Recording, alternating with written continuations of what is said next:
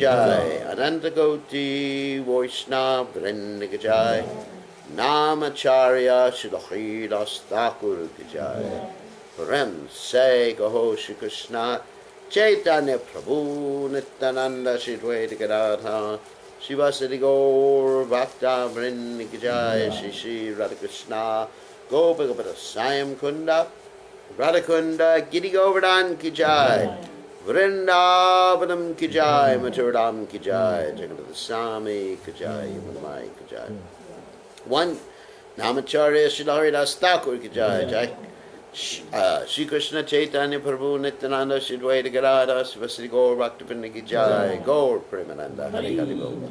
All glory is the assembled devotees, all glory is the assembled devotees, all glory is the assembled devotees, all glory is to Shri Guru and Gauranga Srila Prabhupada Ki Jai Gaur Premananda. So we are continuing our reading of the Nectar of Devotion, Bhakti Rasamrita Sindhu. So, Nana Shastra Vicharanaika Nipno Sadharma Samstapako Gokanam Hitakarthina Tribhuvane Manyo Sharanya Karo Radha Krishna Padara Vinda Bhajana Nandena Maktaliko Bande Rupa Sanatano Raghuyago Shri Jiva Gopalako. I offer my respectful obeisances unto the six Goswamis, namely Shri Sanatana Goswami, Shri Rupa Goswami, Shri Raghunath Bhatta Goswami, Shri Raghunath Das Goswami, Shri Jiva Goswami, and Shri Gopal Bhatta Goswami, who are very expert in scrutinizingly studying all the revealed scriptures with the aim of establishing eternal religious principles for the benefit of all human beings. Thus they are honored all over the three worlds, and they are worth taking shelter of because they are absorbed in the mood of the gopis and are engaged in the transcendental loving service of Radha and Krishna. Where are you going? I think Raghunath will fail, I think. Oh, you better check, yeah.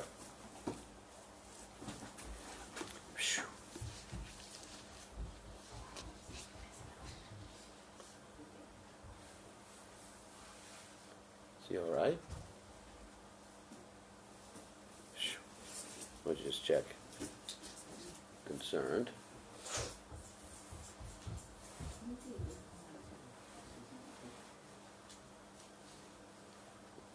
Wait a second before we start. Just to make sure he's all right. He shouldn't be driving the car.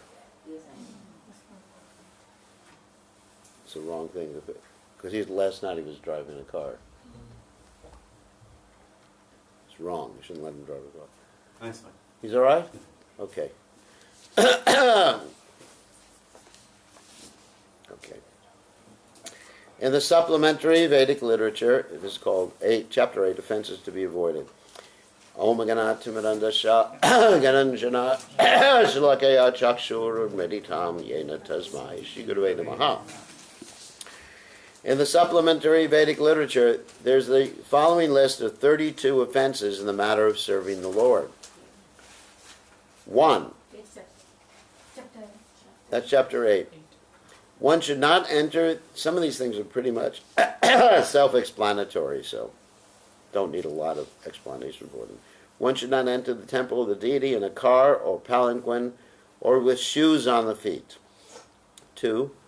One should not fail to observe the various festivals for the pleasure of the Supreme Personality of Godhead, such as Janmashtami and Ratha Yatra. 3. One should not avoid bowing down before the deity. 4. One should not enter the temple to worship the Lord without having washed one's hands and feet after eating. 5. One should not enter the temple in a contaminated state. According to Vedic scripture, if someone dies in the family, the whole family becomes contaminated for some time according to its status. For example, if the family is Brahmin, their contamination period is 12 days. For the Kshatriyas and Vaishyas, it is 15 days, and for the Shudras, 30 days. So you can observe that. So he's all right? Yes. He should write something he can't drive. Seriously. That's why I didn't give him yesterday. What? Last Yeah, time that's he why I wrote. didn't want to go back with him last night. So maybe as a doctor you can just write out, because basically shouldn't drive. Okay. So we talked about the periods of contamination. 6, one should not bow down on one hand. 7, one should not circumambulate in front of Sri Krishna. The process of circumambulating the temple is that one should begin circumambulating from the deity's right-hand side of the temple and come round. Such circumambulation should be performed outside the temple structure at least 3 times daily. So the question is that sometimes you have devotees doing dancing in front of the deity and circumambulating. It shouldn't be. I mean, according to the Rupa Goswami, I'm not making this up. They shouldn't do circles in front of these. That's circumambulation in front of the deities. Yeah. And also in the duties open, there's a common like Prabhupada also is okay? Circumambulate Prabhupada? Yeah. Some people When do that. the and altar is open. duties open. Well, I mean, they can go slowly, but like a kirtan around Prabhupada is not proper. Like a whole kirtan, but it has to be done carefully, but one should observe these things. One should not spread his legs before the deity. That means you just open your legs like that. 9, one should not sit before the deity holding the ankles, elbows, or knees with one's hands. 10, one should not lie down before the deity of Krishna. Of course, you offer dandavats. 11, one should not accept prasad before the deity. I remember one time we were before the deity with Prabhupada, and it was Prabhupada's Vyas Puja, and Prabhupada was giving out prasad, and the devotees said, should we take prasad? And Prabhupada said, it's okay. So Prabhupada made an exception then. 7, one should never speak a lie before the deity. Because traditionally in the villages, if there was some dispute, then people would go before the deities and testify. And people were scared of saying something wrong before the deities. 13, one should not talk very loudly before the deity. 14, one should not talk with others before the deity. 15, one should not cry or howl before the deity. 16, one should not quarrel or fight before the deity. 17, one should not chastise anyone before the deity. 18, one should not be charitable to beggars before the deity. 19, one should not speak very harshly to others before the deity. 20, one should not wear a fur blanket before the deity. I mean, you can wear a shawl, obviously a wool shawl is okay, but not fur. Fur means from animals. You understand? One should not eulogize or praise anyone else before the deity, because you can praise the spiritual master or the Vaishnavas, that's all right. One should not speak any ill names before the deity. One should not pass air before the deity. One should not fail to worship the deity according to one's means. In the Bhagavad Gita, it is stated that the Lord is satisfied if some devotee offers him even a leaf or a little water. This formula is prescribed by the Lord, is universally applicable even for the poorest man, but that does not mean that one who has sufficient means to worship the Lord very nicely should adopt this method and try to satisfy the Lord simply by offering water and a leaf. If he has sufficient means, he should offer nice decorations, nice flowers, and nice foodstuffs and observe all ceremonies. It is not that one should try to satisfy the Supreme Lord with a little water and a leaf, and for himself spend all the money in sense gratification. Obvious. 25. One should not eat anything which is not offered first to Krishna. 26. One should not fail to offer fresh fruit and grains to Krishna according to the season. 27. And this means that really you just have to offer food that's grown locally. You ever heard people called locavores? You know what that means? You know what a locavore is? Anyway, locavore is someone who only eats things that are grown in season locally. So to the deities, it's not necessarily a better standard to import things from halfway around the world to offer to the deity. So you offer fresh fruit and grains to Krishna according to the season. 27. After food has been cooked, no one should be offered any foodstuff unless it is first offered to the deity. 28. One should not sit with his back toward the deity. 29. One should not offer obeisances silently to the spiritual master. In other words, one should recite aloud the prayers to the spiritual master while offering obeisances. It doesn't have to be too loud, but just should be audible. 30. One should not fail to offer some praise in the presence of the spiritual master. 31. One should not praise himself before the spiritual master. 32. One should not deride the demigods before the deity. This is a list of 32 offenses. Besides these, there are a number of offenses which are mentioned in the Baraha Purana. They are as follows. 1. One should not touch the deity in a dark room. 2. Some of these are just for pujaris, of course. 2. One should not fail to strictly follow the rules and regulations in worshiping the deity. 3. One should not enter the temple of the deity without first making some sounds. That's usually why they have a little bell, or at least you go like that, clap. One should not offer any foodstuff to the deity which has been seen by dogs or other lower animals. One should not break silence while worshiping. 6. One should not pass urine or evacuate while engaged in worshiping. I mean, it's obvious. 7. One should not offer incense without offering some flower. 8. Useless flowers without any fragrance should not be offered. Like carnations. There's no fragrance. So you don't offer these. Well, they're all useless. Anyway, so... Well, it's decoration. This is decoration, so it's all right. So it has to have some scent. None of these flowers have a scent. 9. One should not fail to wash his teeth very carefully every day. Obvious. One should not enter the temple directly after sexual intercourse. One should not touch a woman during her menstrual period.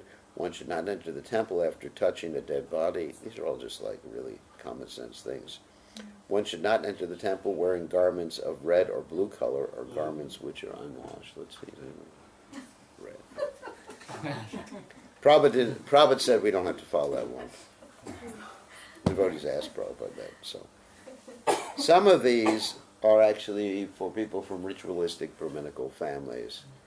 You know, so like we mentioned the other day, Prabhupada had a lot of rituals, and also in the Hari Bhakti Vilas, there's a lot of rituals that are there so that Brahmanas will be attracted to Krishna consciousness. And rituals like not eating what? Carrots. Yeah, because carrots are considered by ritualistic Brahmanas to be what? Bones. The bones and the blood of sages. Yuck. So, but we eat them, but that's just to appease ritualistic Brahmanas. And, you know, people get really ritualistic, then they don't eat any food, any things that grow under the ground. Like in Jagannath Puri, it's like that too. Or they wouldn't eat eggplant, they wouldn't eat tomatoes, or anything that's not indigenous to India. Tomatoes are not indigenous to India. They actually... What? Eggplant. Eggplant is indigenous, but eggplant sometimes is considered you shouldn't have it. Certain temples, White ones. not just white ones, any type of eggplants. Certain temples. Chilies also not.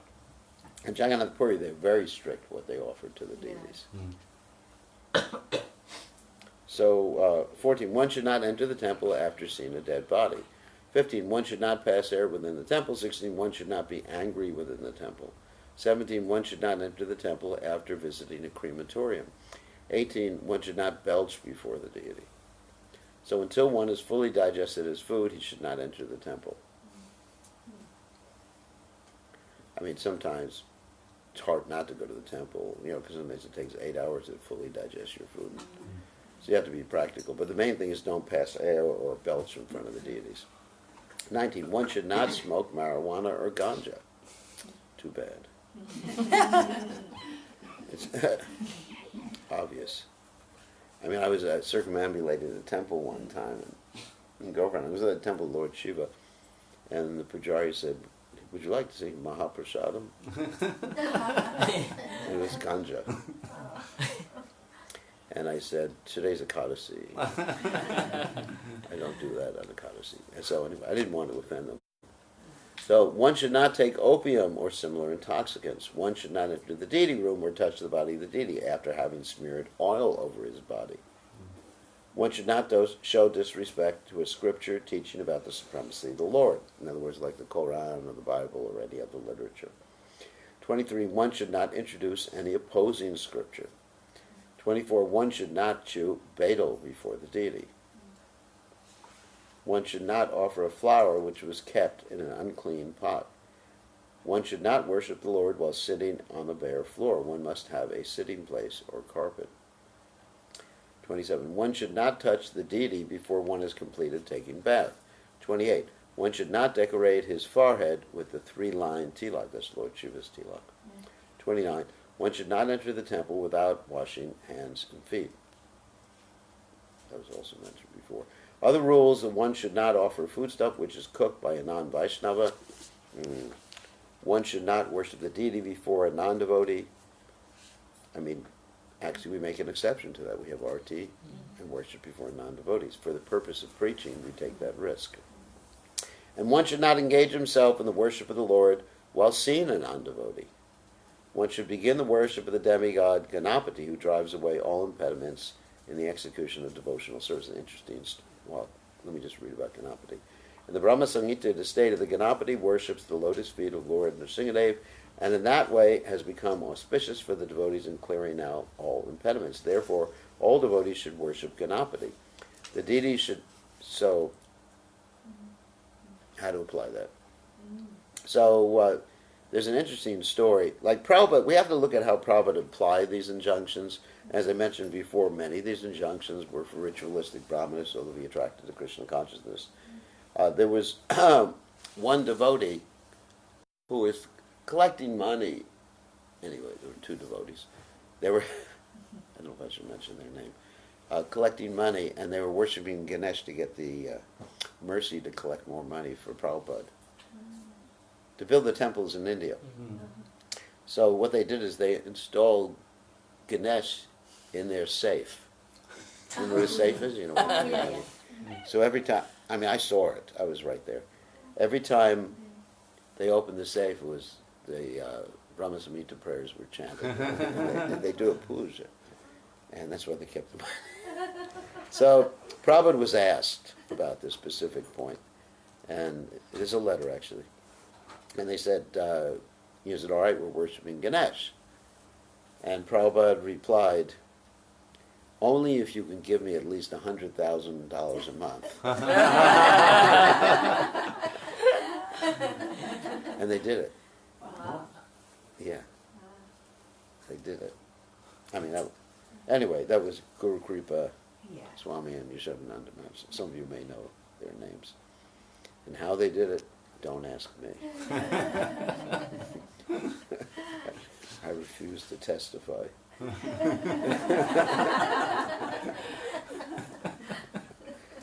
Call my lawyer. Anyway, so, but Prabhupada didn't want us to do it. But, the point is that if we respect Ganesh, he relieves us from the impediments in devotional service. So there's no problem with having a picture of Ganesh and not performing regulated worship, but at least respecting. The deities should not be bathed in water which has been touched by the nails or fingers. In other words, sometimes you have to test, you just test with this portion of the finger. But don't dip your whole finger in it. When a devotee is perspiring, he should not engage himself in worshiping the deity. Similarly, there are many other prohibitions. For example, one should not cross or step over the flowers offered to the deity, nor should one take a vow in the name of God.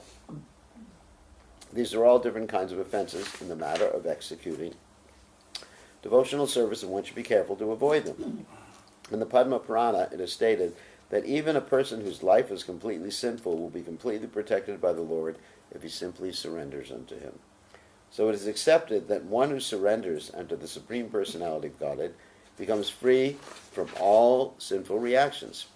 And even when a person becomes an offender unto the Supreme Personality of God himself, he can still be delivered simply by taking shelter of the holy names of the Lord. Hare Krishna, Krishna Krishna, Hare Hare, Hare Rama, Rama Rama, Hare Hare. In other words, the chanting of Hare Krishna is beneficial for eradicating all sins, but if one becomes an offender to the holy names of the Lord, then he has no chance of being delivered. Well, and then we come to the 10 offenses. The offenses against the chanting of the holy name are as follows. 1. To blaspheme the devotees who have dedicated their lives for propagating the holy name of the Lord. 2. To consider the names of the demigods like Lord Shiva or Lord Brahma to be equal to or independent of the name of Lord Vishnu. Sometimes the atheistic class of men take it that any demigod is as good as the Supreme Personality of Godhead, Vishnu, but one who is a devotee knows that no demigod, however great he may be, is independently as good as the Supreme Personality of Godhead. Therefore, if someone thinks that he can chant Kali, Kali, or Durga, Durga, and is the same as Hare Krishna, that is the greatest offense.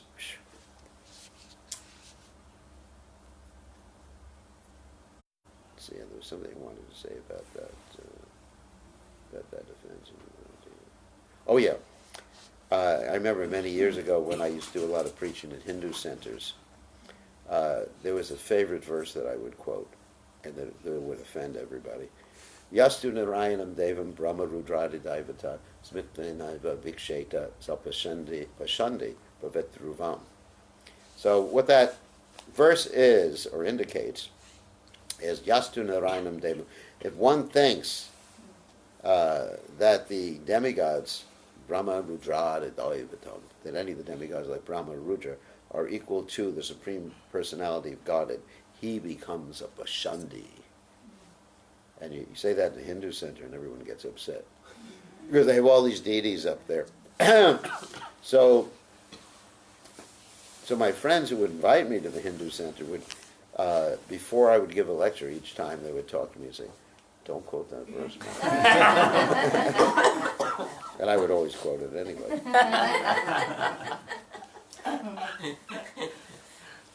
What's a Pashandi? Pashandi is like an atheist, outcast. I mean, it's like one of the worst things you can call someone in Sanskrit. And it's worse than calling someone a rascal. You know, rascal. It's really interesting, the word rascal. Like here in the West, you call someone a rascal, it's sort of a cute little thing. You say, oh, he's a rascal. And when I first went to India, I used that term and I almost got killed. Because there, it's like a great offense to call someone a rascal. And Prabhupada would call like these atheists and people like that rascals. And actually there's one story that one of the disciples of Srila Bhakti Siddhanta Saraswati Thakur, actually two disciples of Bhakti Siddhanta Saraswati Thakur, went to give a lecture one time. One was a brahmachari, one was a sannyasi. And the brahmachari, he spoke and called Ramakrishna and Vivekananda rascals. You know, and there was a riot there. They almost killed him. And so the sannyasi came to Bhakti Siddhanta Saraswati Thakur, his spiritual master, and he complained about the brahmachari. And he said, this brahmachari, he's offended everybody, he's created a riot. And Bhakti Siddhanta Saraswati Thakur said, what do you do? And then the sannyasi explained, and Bhakti Siddhanta Saraswati Thakur said, he's done a good job. So sometimes you have to do this chopping technique, or like that Pashandi. 3, so that's what it means. Atheist, non-believer, outcast, everything rolled into one. It's Pashandi.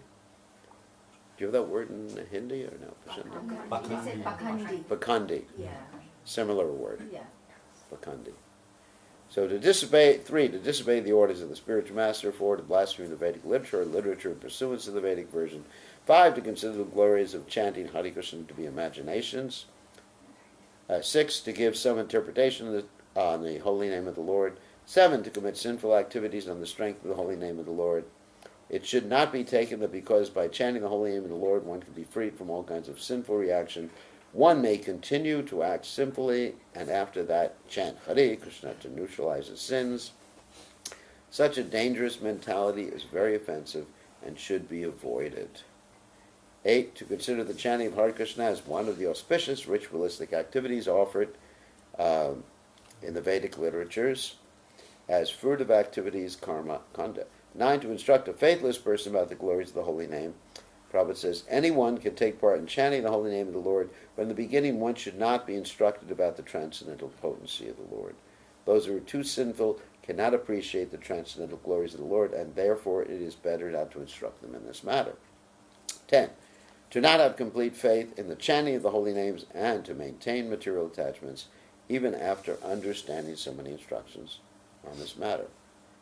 And of course there's an additional one that's not here in the Nectar of Devotion. It's also offensive to be inattentive while chanting. Bhaktivinoda Thakur says that inattention is actually the root cause of all the other offenses. I'm not reading that, I'm just saying that.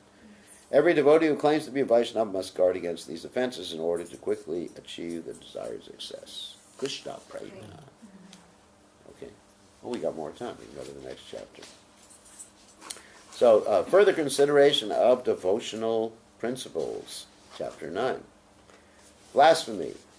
One should not tolerate blasphemy of the Lord or his devotees. In this connection, the 10th canto, 74th chapter, verse 40 of Srimad Bhagavatam, Shukadeva Goswami tells Parikshit Maharaj, my dear king, if a person, after hearing blasphemous propaganda against the Lord and his devotees, does not go away from that place, he becomes bereft of the effect of all pious activities.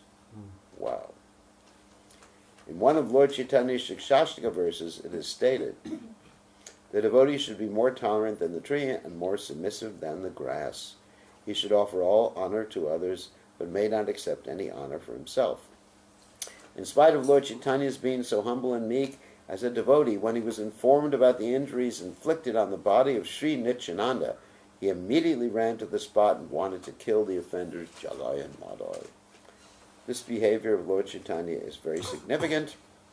It shows that a Vaishnava may be very tolerant and meek, foregoing everything for his personal honor, but when it is a question of the honor of Krishna or his devotee, he will not tolerate any insults.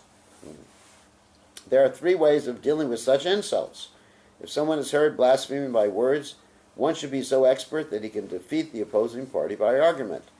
If he is unable to defeat the opposing party, then the next step is that he should not just stand there meekly, but should give up his life. The third process is followed if he is unable to execute the above-mentioned 2 processes. And this is that one must leave the place and go away. That's my favorite one. If a devotee does not follow any of the above-mentioned 3 processes, he falls down from his position of devotion. So, and actually there's another injunction which is not here, that one should cut out the tongue of the offender. So, I do not advocate that one.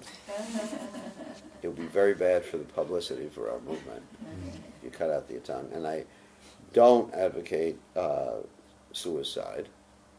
So there are only 2 left. One is you defeat the other person. However, in Kali Yuga, people do not accept defeat because they engage after that in ad hominem attacks. People don't know how to have a proper philosophical discussion. Ad hominem attacks means personal attacks, which has nothing to do with the argument at hand. So, therefore, I mean, just like I have some disciples, actually one of them is here, not in this room, in New Zealand, and he goes on the internet and he finds people saying nonsense things and he spends all his time typing out responses. Waste of time. Waste of time. Better just don't look at it, delete it, defriend them, unfriend them. I mean, it's just a waste of time. I've seen every time you engage in a discussion on the internet, it does not have a good result. True. You know, If you want to have a proper philosophical discussion with someone, then you have to set the ground rules Yeah. first. It has to be done in person and moderated. Not that you just like have these arguments. So basically, just go away. Mm. That's the main thing. So, tilak and tulsi beads. In the Padma Purana, there's a statement describing how a Vaishnava should decorate his body with tilak and beads. Persons who put tulsi beads on the neck and who mark 12 places of their bodies as Vishnu temples with Vishnu's symbolic representations, the 4 items held in the 4 hands of Lord Vishnu, conch, mace, disc, and lotus, and who have Vishnu tilak on their foreheads are to be understood as the devotees of Lord Krishna in this world. Their presence makes the world purified, and anywhere they remain, they make that place as good as Vaikuntha. What did Lord Chaitanya, Bhaktisiddhanta Saraswati Thakur, and Srila Prabhupada say if someone came before them without tilak? You go and purify your eyes by looking at the sun. No. No, you don't want to blind yourself. You look like a crematorium. Yeah. In other words, like a dead person. So, I mean, if you're not able to put on tilak, if you're working or something like that, you just use water tilak. Somehow or other decorate your body with tilak. And say the mantras. It's not just war paint. A similar statement in the Skanda, is there in the Skanda Purana, which says, persons who are decorated with tilak are gopi chandan. That's a kind of clay resembling fuller's earth, which is produced in certain quarters of Vrindavan, and who mark their body all over with the holy names of the Lord, and on whose neck and breast there are tulsi beads, are never approached by the Yamadutas. The Yamadutas are the constables of King Yama, the Lord of Death, who punishes all sinful men. Vaishnavas are never called for by such constables of Yamaraj. In the Srimad Bhagavatam and the narration of Ajamil's deliverance, it is said that Yamaraj gave clear instructions to his assistants not to approach the Vaishnavas. Vaishnavas are beyond the jurisdiction of Yamaraj's activities. The Padma Purana also mentions a person whose body is decorated with the pulp of sandalwood with paintings of the holy name on the Lord, is delivered from all sinful reactions, and after his death he goes directly to Krishna Loka to live in association with the Supreme Personality of Godhead. It's nice. Accepting flower garlands. Let's see how much more we have in this chapter. We have quite a bit. Accepting flower garlands. The next instruction is that one should put on flower garlands which are offered to the deity. In this connection, the 11th canto, 6th chapter, verse 46 of Srimad Bhagavatam, Uddhava says to Krishna, "My dear Krishna, I have taken things which you have used and enjoyed, such as garlands of flowers, scented oils, garments, and ornaments, and I eat only the remnants of your foodstuff, because I am your menial servant. So therefore I am sure that I shall not be attacked by the spell of material energy." The purport of this verse is that for any person who simply follows these rules and regulations of decorating the body with the marks of tilak, of gopi chandan or sandalwood pulp, and who puts on the garlands which were offered to Krishna, there is no question of being conquered by the spell of material energy. At the time of death, there is no question of such a person's being called by the constables of Yamaraj. Even if one does not accept all Vaishnava principles, but still takes the remnants of foodstuff offered to Krishna or Krishna Prasad, he will gradually become qualified to rise to the platform of a Vaishnava. Similarly, in the Skanda Purana, Lord Brahma tells Narada, "My dear Narada, anyone who puts on his neck the flower garland which was formerly used by Krishna becomes relieved from all disease and reactions to sinful activities, and gradually he is liberated from the contamination of matter." So, what remnants should we not use? Shoes. Bed. Anything was on the feet. Like that. So, And also there's one other thing. garments. Garments you can use. You can use. But Garments. someone said on the upper part of your body. Yeah, Not upper. in the- Yeah, on the lower upper part of parts. your body. Yeah. There's one other thing. Yeah. They don't let us. Sometimes they're offered, I don't know if you offer them to the deities here, but you're not supposed to use those. Right. So, dancing before the deity. And the Dwarka Mahatmya, the importance of dancing before the deity is stated by Lord Krishna as follows. A person who is in a jubilant spirit, who feels profound devotional ecstasy while dancing before me, and who manifests different features of bodily expression, can burn away all the accumulated sinful reactions he has stocked up for many, many thousands of years. In the same book, there's a statement by Narada wherein he asserts, from the body of any person who claps and dances before the deity, showing manifestations of ecstasy, all the birds of sinful activities fly away upward. Just as by clapping the hands, one can cause many birds to fly away. Similarly, the birds of all sinful activities which are sitting on the body can be made to fly away simply by dancing, clapping before the deity of Krishna. During Kirtan, not during Bhagavatam class. So,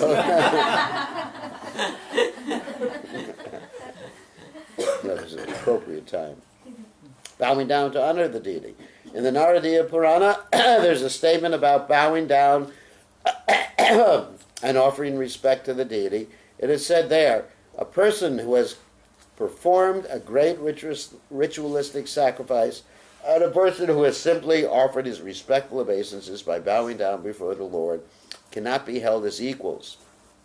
The person who has executed many great sacrifices will obtain the result of his pious activities, but when the results are finished, he has to take birth again on the earthly planet. However, the person who has once offered respects, bowing down before the deity, will not come back to this world, because he will go directly to the abode of Krishna. Such benefit. Standing up to receive the Lord. In the Brahmanda Purana, it is said, a person who sees the Lord's Rath Yatra car festival and then stands up to receive the Lord can purge all kinds of sinful results from his body, following the deity. A similar statement is there in the Bhavishya Purana, in which it is said, even if a person of a lowly family, a person who follows the Rath Yatra car when the deities pass in front or from behind, will surely be elevated to the position of achieving equal opulence with Vishnu. Rath Yatra ki jai. You're going to Rath Yatra in Jagannath. But actually, the Rath Yatra here or anywhere is non-different. It's not a different Lord Jagannath. It's the same Lord Jagannath. In every temple, you have the deities, and those deities are non-different than Radha-Shyam-Sundar. So it is stated in the Puranas, going to the temple of Vishnu place, the pilgrimage, stated in the Puranas, persons who attempt to visit the holy places of pilgrimage like Vrindavan, Mathura, or Dwarka are actually glorified by such traveling activities they can pass over the desert of material existence. In the Hari Bhakti Sudodaya, there's a statement about the benefit of visiting the temples of Lord Krishna. As we have explained previously, in Vrindavan, Mathura, and Dwarka, the system is that all the devotees take advantage of visiting various temples situated in these holy places. It is stated in the Hari Bhakti Sudodaya, persons who are impelled by pure devotional service and Krishna consciousness, and who therefore go to see the deities of Vishnu in the temple, will surely get relief from entering again into the prison house of a mother's womb. The conditioned soul forgets the trouble of living within the mother's womb during birth, but it is a very painful and terrible experience. In order to make an escape from this material condition, one is advised to visit a temple of Vishnu with devotional consciousness. Then one can very easily get out of the miserable condition of material birth. Okay, a few more. Circumambulating the temple of Vishnu, it is stated in the Hari Bhakti Sudodaya, a person who is circumambulating the deity of Vishnu can counteract the circumambulation of repeated birth and death in this material world. The conditioned soul is circumambulating through repeated births and deaths on account of his material existence, and this can be counteracted simply by circumambulating the deity in the temple. The Chaturmasya ceremony is observed during the 4 months of the rainy season in India, approximately July, August, September, and October, beginning from Shravana. During these 4 months, saintly persons who are accustomed to travel from one place to another to propagate Krishna consciousness remain in one place, usually a holy place of pilgrimage. During these times, there are certain special rules and regulations which are strictly followed. It is stated in the Skanda Purana that during this period, if someone circumambulates the temple of Vishnu at least 4 times, it is understood that he has traveled all over the universe. By such circumambulation, one is understood to have seen all the holy places where the Ganges water is flowing, and by following the regulative principles of Chaturmasya, one can very quickly be raised to the platform of devotional service. Wow. So, regulated principles of Chaturmasya doesn't mean that you have to follow all the details, but the principle is to be engaged in so as much as possible in hearing and chanting, remembering the 9 processes of devotional service. Like I remember the story where the devotees tried to follow Chaturmasya by growing beards. And Prabhupada called it Chatur mess. Prabhupada didn't like that. You know, that's one of the things. You're supposed to grow beards. And then you're supposed to eat. I mean, there's different eating restrictions. Sometimes you eat like a duck. Bhaktisiddhanta Saraswati Thakur did this. You put your hands behind your back, and you go down like that, and no spoon, no fork, no nothing like that. And whatever you eat, while you're down one time, that's it for the day.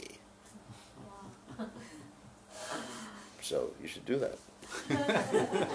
No, but basically it's a time for being Krishna conscious. So whatever is favorable, whatever maximizes your service, that's how you should look at it.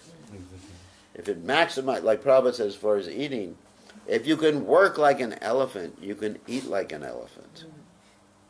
But if you're going to work like a mouse, you eat like a mouse. In other words, you adjust everything to maximize the service you do. If you stay awake all night and you're too spaced out, you know the word spaced out? No, you don't know the word spaced out. No one's heard of that word spaced out? No, yeah. If you're too spaced out to actually do an effective service the next day, then useless. What's the use of staying awake? Or you sleep the whole next day. What's the use of it? So, one more we'll read. Archana. Archana means worship of the deity in the temple. By executing this process, one confirms himself to be not the body, but the spirit soul.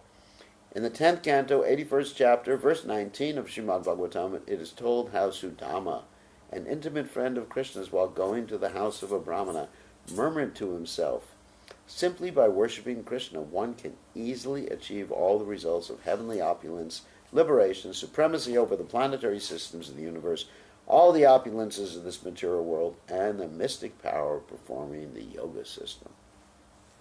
The events leading to Sudama's murmuring this statement are as follows. Sri Krishna had ordered his friend Sudam to go to a Brahman's house and ask for some food. The Brahmanas were performing a great sacrifice. And Sri Krishna told Sudam to plead with them that he and Balaram were feeling hungry and needed some food.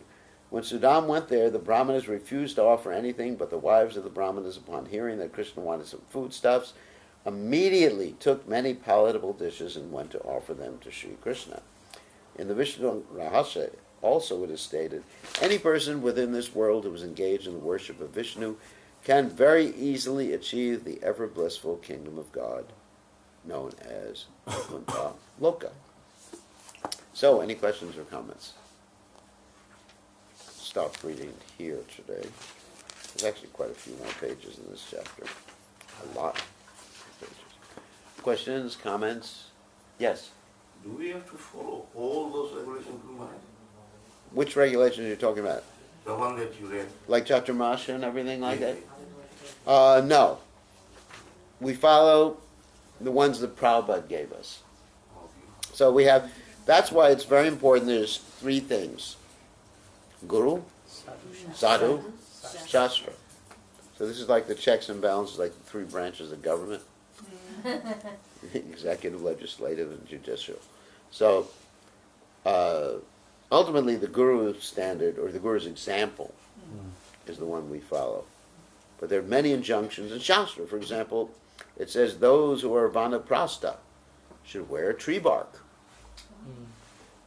Wow. Brahmacharis should wear deer skin. So we tell it next time the brahmacharis come.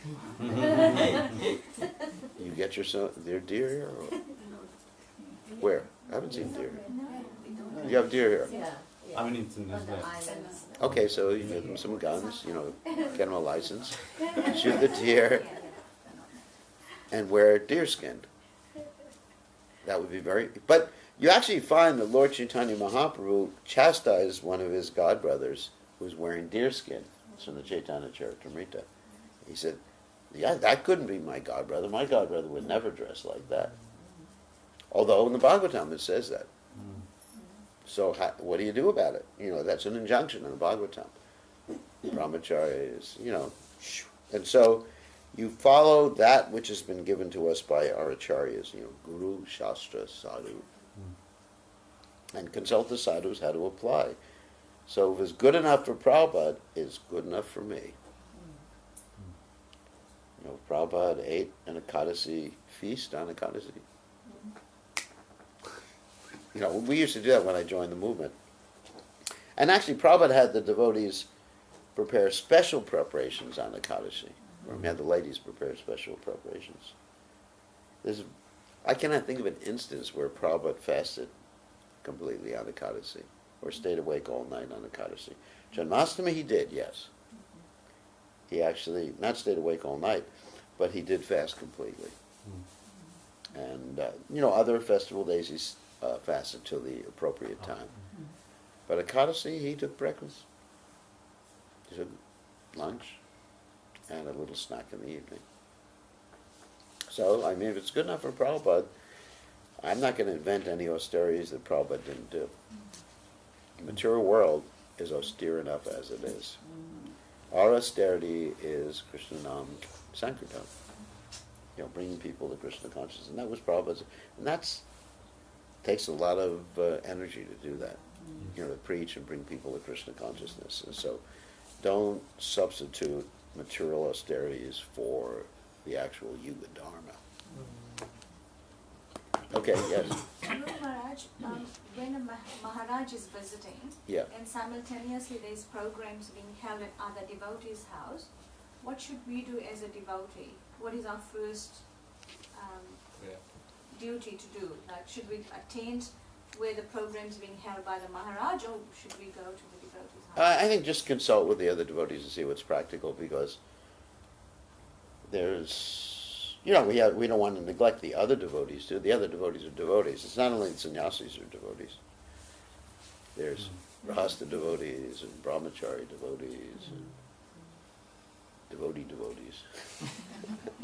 So I think we just consult with our mentors or our people that we consult with on a normal basis, and try. It's not that everybody has to come when sannyasi's in town. We don't have enough room in here.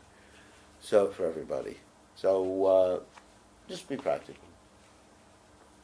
Be practical. Of course, when Prabhupada comes to town, and then everyone should show up.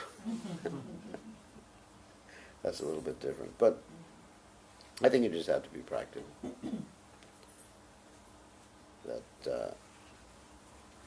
Anyway, be practical. Good question. Any other questions? Yeah. Guru Maharaj, the Mangal Aarti in Mayapur was quite different from Mangal Aarti in Vrindavan. Yes.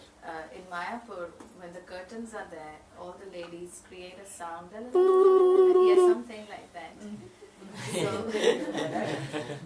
So, why is it so? And is it howling? No. That's considered a very auspicious sound. That's a Bengali thing. And it's considered very auspicious. Howling is, I'm not going to howl, but you know what howling is. But that sound is somehow or other considered auspicious. From where I come from, I can't relate to it. It sounds weird. But anyway, But it's an auspicious sound. Lord Chaitanya, it's mentioned in Lord Chaitanya's biographies how the ladies would do that. So it's okay. In Vrindavan they don't do that. No. Bengalis sometimes do in Vrindavan. When they're there, yes. Yeah, when the Bengali ladies are there. Yeah. But anyway, you don't do it. Is it It's a not way- part of your culture. Is it a way to welcome? It's an auspicious sound. It's like something wonderful. It's like Hari Bol or something like that. Joy, you know, amazing, great, you know, it's like that. So it's whenever something ecstatic happens, you'll see the ladies in Bengal do that. Mm. You know, even when their guru comes, they'll woo. One time I did that.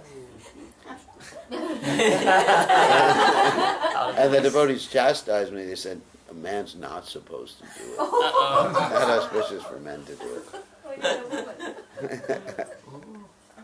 So men shouldn't do it. Only the ladies do it. All right. Any other questions or comments? About Yeah. 12 tilaks, one has to wear 12 tilaks, and if one is not wearing 12 tilaks and only... Well, I mean, it's easy. You put the tilak on here, and you just put the tilaks on there. Mm. It's very easy. I mean, it just takes a second. Like that. It doesn't take long to put it on. You know, and if you don't know the mantras, you get a little chart. It's a real easy mantras because you're actually protecting the body. It's like a vacha. Mm. You know, giving protection to the body. May Lord Narayan protect this part or that part. Vasudeva, Padmanabha, Keshava, you know. It's really nice. It's really nice. You know, you're actually remembering that this body is meant to serve Krishna. It's Krishna's property. It's like branding. Sometimes cattle ranchers will brand the cattle, so we're actually branded. Yeah.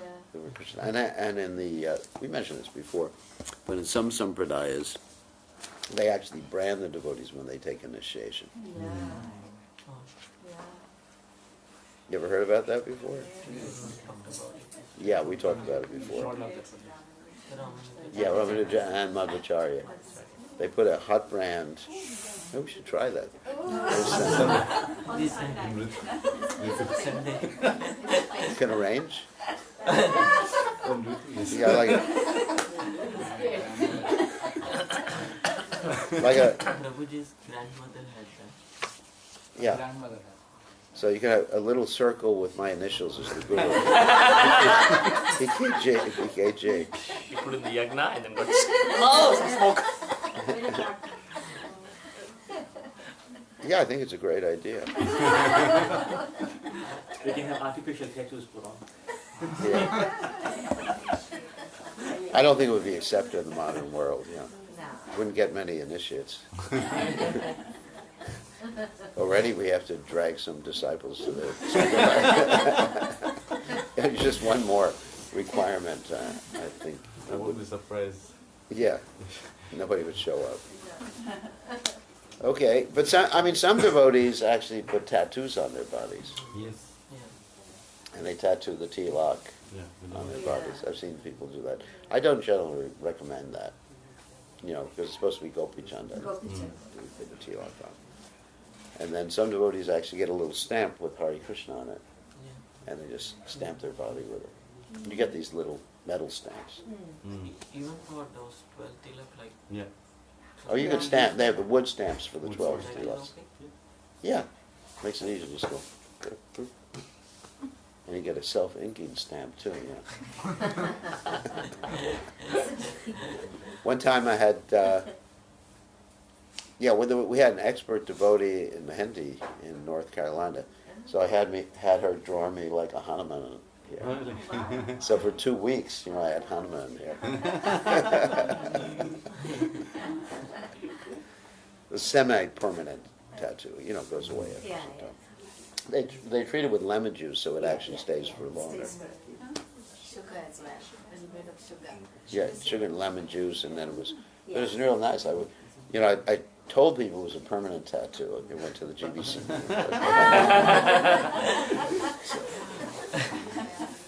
Okay, I think that's it. We have a lot to do today. All glories to Srila Prabhupada. Srila Prabhupada ki jai. Srila Prabhupada ki jai.